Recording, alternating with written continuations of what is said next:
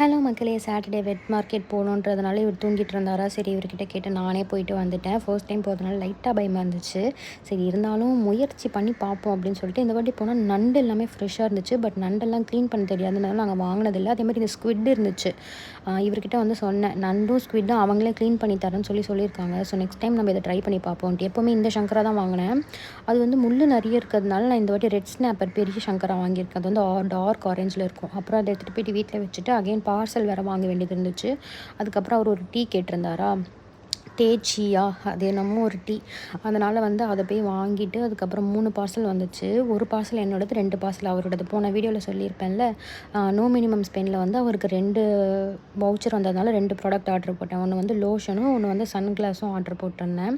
First வந்து எனக்கு வந்த பெரிய பார்சல் ஓப்பன் பண்ணிட்டு அது என்னென்னா பார்சலுக்குள்ளே பார்சல் அப்படி இருந்துச்சு.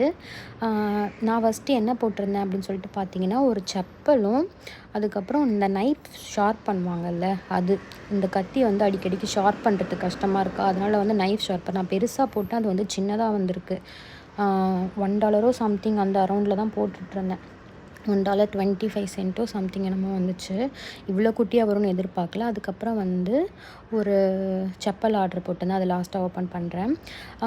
இப்போ என்ன ஓப்பன் பண்ணுறேன்னு பார்த்தீங்கன்னா, அவருக்கு வந்து நோ மினிமம் ஸ்பெண்ட் $3 வவுச்சர் இருந்துச்சு. அதில் வந்து கண்ணாடி போட்டேன். இந்த கண்ணாடியோட ஸ்டோரி என்னென்னா, அந்த கூலி படத்தில் வந்து அந்த தெலுங்கு ஆக்டர் போட்டிருப்பார்ல, அது வந்து எனக்கு ஆசையாக இருந்துச்சு. அதே மாதிரி இவருக்கு வந்து சைமன் மாதிரி பிளாக் ஷர்ட்டு, பிளாக் பேண்ட் போட்டு இந்த மாதிரி கூலர்ஸ் போட்டு ஃபோட்டோ எடுக்கணும் அப்படின்னு சொல்லிட்டு ரொம்ப நாளாக ஆட் டு கார்ட்டில் போட்டு வச்சுருந்தேன்.